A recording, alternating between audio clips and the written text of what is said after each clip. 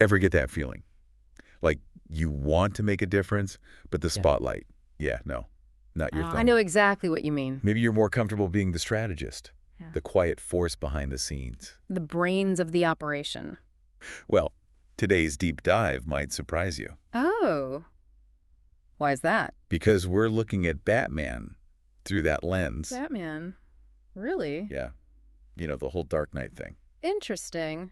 Okay, I'm intrigued. Tell me more. We're not just going to geek out over comic books, though. Right, right. We're going to use Christopher Nolan's Batman films Okay, I like where this is going. to explore some serious psychology, choice, control, how our emotional brains work, that kind of stuff. This should be good. We've got articles, books, research papers, the whole shebang. Sounds like you guys did your homework. Oh, we did. Articles about the films themselves, obviously. Right. Books on the psychology of Batman. Okay, yeah. Even research on memory and how it shapes our identities. Wow. It's like we're piecing together a puzzle. A puzzle, huh? Yeah. Of how we become who we are. I like that. Especially if you relate to being more of a behind-the-scenes person. Right. Like Batman, in a way, hiding in the shadows. Exactly. So where do we start? Well, one of the most fascinating things is how Nolan reimagined Batman's origin story. Uh-huh. How so? In the comics, it's often this traumatic event that defines him. His parents are murdered, and bam, that's Batman. Yeah, the classic origin story. Right. But Nolan flips the script. He does. He emphasizes that Batman chooses his path. It's not just fate or destiny.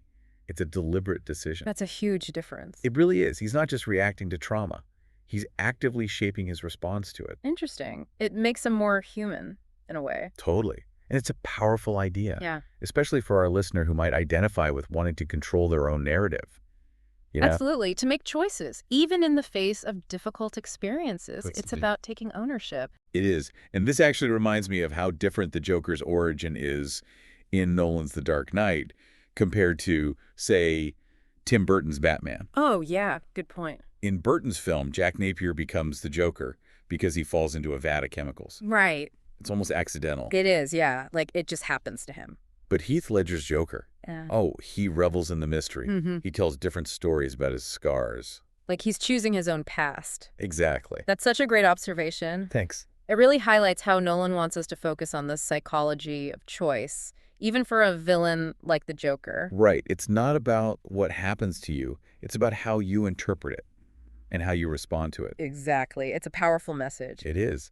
But let's talk about that trauma for a second, because even though it's not the only defining factor in Nolan's Batman, his parents' death is still a huge driving force. Of course. It shapes him. The source material delves into this idea of obsession, how it can be both a motivator and a potential trap. That's so interesting, right? Because on one hand, you need that drive, that passion, Absolutely. but it can easily consume you.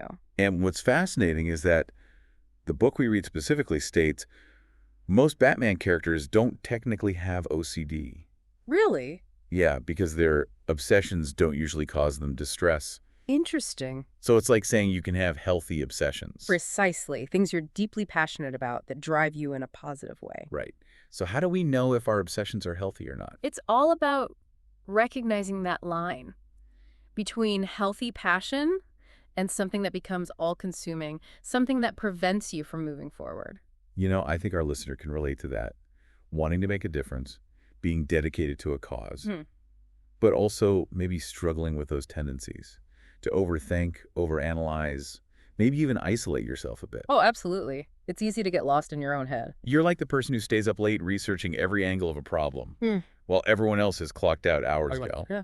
But maybe you're also the one who comes up with the most innovative solution. Exactly. It's about harnessing that intensity without letting it control you. Right, like finding that balance. Now let's shift gears a bit. Let's talk about Batman's shadow selves, the Joker and Two-Face. Oh, this is where it gets really interesting.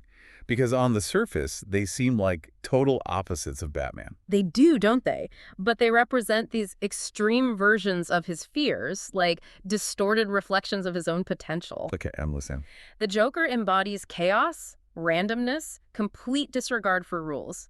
Two-Face, on the other hand, becomes obsessed with chance. With letting a coin toss decide his actions. Exactly. But here's the thing. They both represent a loss of control, which is, you guessed it, Batman's deepest fear. So he's battling these forces within himself. In a way, yes. And there's this chilling quote from one of the sources that really captures this. Describing the Joker's view of Batman, it says, "He wants a Batman who has no other self. A dark knight whose only deeper layer is further darkness." Wow, that's dark. It is. It's like the Joker sees Batman's attempts to maintain order as this facade, a fragile construction that could crumble at any moment. And Two-Face represents the terror of surrendering to forces outside of yourself. Yeah. Like giving up control completely. Precisely. It's making me think, what about those of us who prefer to lead from behind the scenes? Are we constantly battling our own internal Joker and Two-Face, trying to keep chaos and randomness at bay? That's such a great question. It really makes you think.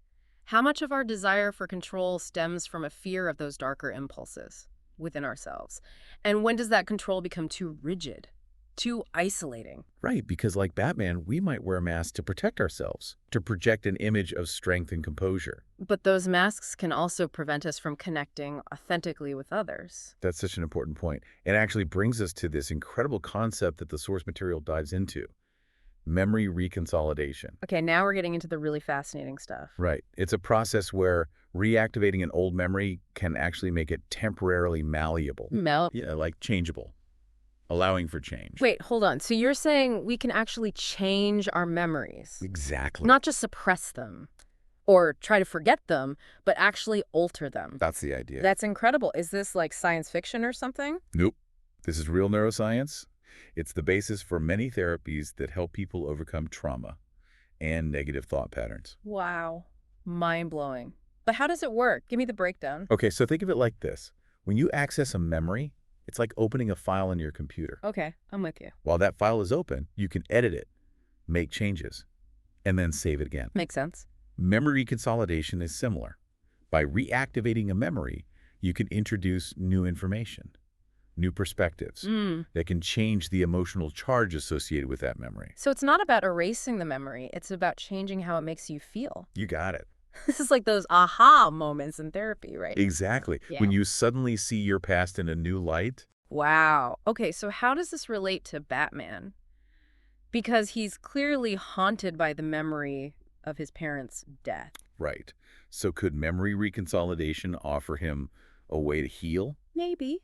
To move beyond that trauma? It's certainly a possibility, and this is where it gets really exciting. It suggests that even the most deeply ingrained memories, the ones that shape our core beliefs and behaviors, they're not set in stone. They could change. They can be reframed, reinterpreted, and ultimately transformed. This is giving me so much to think about. I know, right? It's like we have more power over our own narratives than we realize. Exactly. And that's what we're going to explore further in this deep dive. We'll look at how memory reconsolidation might offer a path for Batman to reconcile with his past. And how this same process might help us all unlock our emotional brains. And rewrite our own stories. We've been talking about this whole memory reconsolidation thing. Right. Like how it could be a key to unlocking Batman's emotional brain. Yeah, his emotional landscape. It's fascinating. But he's such a complex character. He is. I mean, how does this actually play out? In what way? In his relationships with other people. Oh. Yeah. Oh, absolutely. That's where it gets even more fascinating. Let's look at his relationships, for example, with Jason Todd. Okay, Jason Todd. Yeah. The second Robin. Exactly. And Talia al Ghul. Yes. They represent two very different challenges for Batman. Okay. And they both tie into this idea of memory and how it shapes our choices. Gotcha. So fill us in on Jason Todd first. Sure. The source material mentions he lost his parents, too. Like Bruce. Right. And may have even struggled with PTSD. So there's a shared trauma there. Exactly. And Jason's story is a tragic example of how unprocessed trauma can manifest in destructive ways. Makes sense. He's initially enthusiastic about being Robin, eager to fight alongside Batman. Sure. But beneath the surface, there's a lot of anger and pain. Right. He becomes reckless, disobedient, almost self-destructive. Batman worries about him. The source material says that his attitude will get him killed. Yes, and tragically, that's exactly what happens. The Joker. The Joker brutally murders Jason. Oh, man. That's rough. It's a turning point for Batman. He's forced to confront the limits of his control, the potential for darkness to consume even those he tries to protect. It's like a cautionary tale almost. About the burden of mentorship. Right. The responsibility that comes with trying to guide someone else through their own darkness. Yeah. Especially when you might be struggling with your own. Exactly. Now, contrast Jason's story with Talia al Ghul, the daughter of Ra's al Ghul. Okay, Kalia. She represents a very different kind of challenge for Batman. How so? Well, for one thing, it's a romantic entanglement Oh, interesting. that pulls him out of Gotham Really? into a more global, even exotic world. Yeah, the source material mentions how Batman rarely ventured outside of Gotham before Talia. Right. It's like she expands his horizons. In a way, yeah, both geographically and emotionally. I like that. Their relationship challenges his rigid control. I can see that. It introduces uncertainty, vulnerability. Things Batman tries to avoid. Constantly. And to make things even more complicated, Talia bears his son, Damien. Oh, wow. Okay, so that throws a wrench in things. Definitely. It further complicates his sense of identity and responsibility. So we have these two contrasting relationships. Jason, a cautionary tale of trauma and mentorship gone wrong. And Talia, a challenge to Batman's control. Right. And a glimpse into a life beyond the mask. Huh. How do they connect back to memory reconsolidation? That's the brilliant part. Okay. Think about it. Batman is constantly reliving the trauma of his parents' death. Right. It shapes how he interacts with Jason, how he tries to shield him from the darkness. Yeah. But with Talia, he's experiencing new emotions, new challenges that might be creating new neural pathways, new ways of processing his past. So by stepping outside of his comfort zone, Possibly. by allowing himself to be vulnerable with Talia, he's potentially rewriting the narrative of his past, not about erasing the memory of his parents' death, but changing its emotional impact. Wow. By introducing new experiences, new relationships, he might be able to shift the focus from pain and vengeance to something more hopeful, something more life-affirming. This reminds me of something you mentioned earlier. What's that? About Nolan's desire to make Batman more realistic. More grounded. He even compared his approach to Michael Mann's Heat, didn't he? He did. He wanted to move away from the campiness of previous Batman films. Right. And create a city story where the scale of the city itself became epic. He wanted to ground Batman in a believable world. Yeah, make the emotional stakes more relatable. And that realism extends to the psychology of the characters. Of course. It's not just about gadgets and explosions. Right. It's about the internal struggles, the moral dilemmas. Absolutely.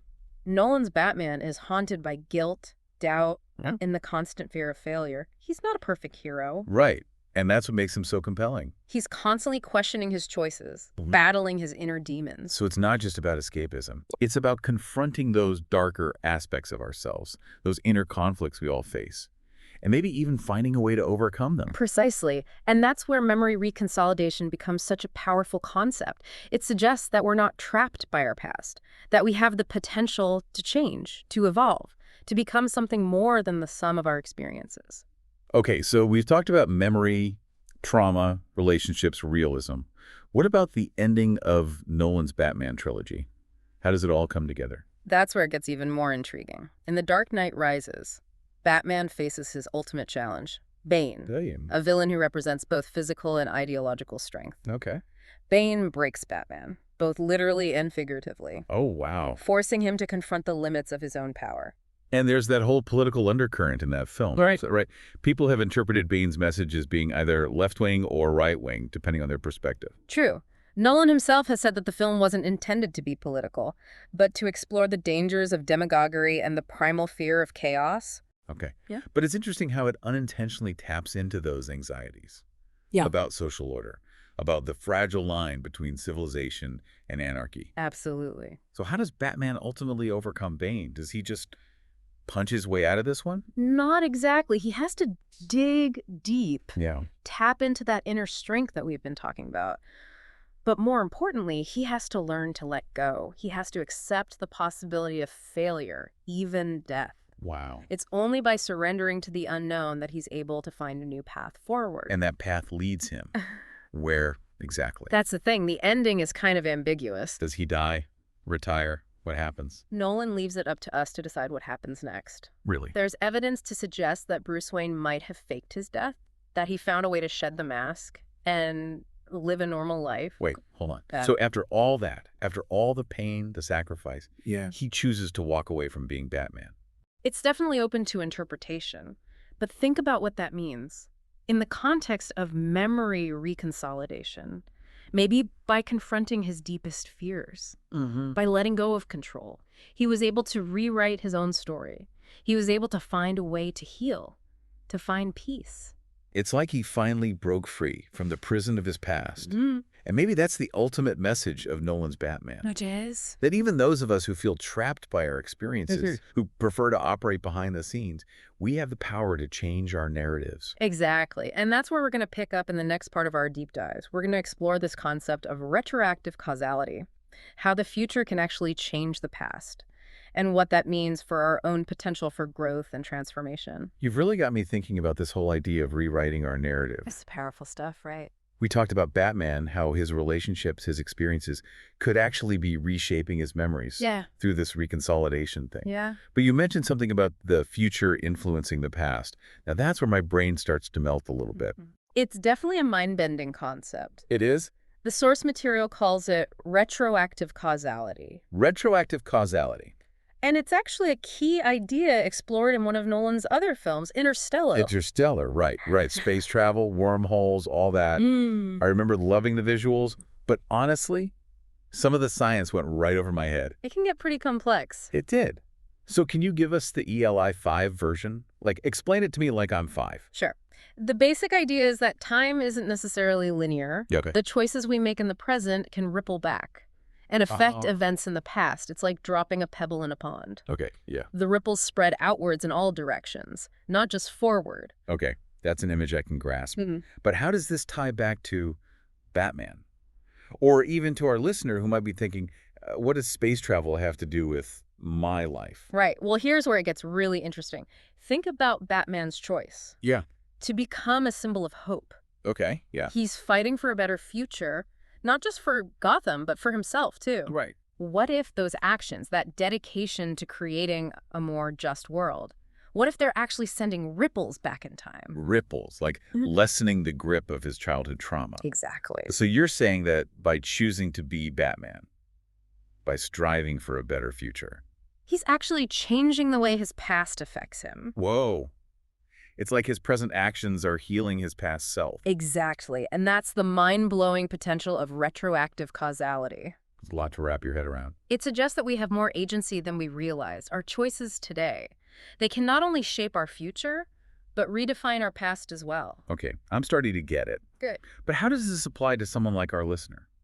You know, someone who prefers to lead from behind the scenes, who might identify with Batman's struggles, but doesn't necessarily want to dress up in a cape and cowl. Right.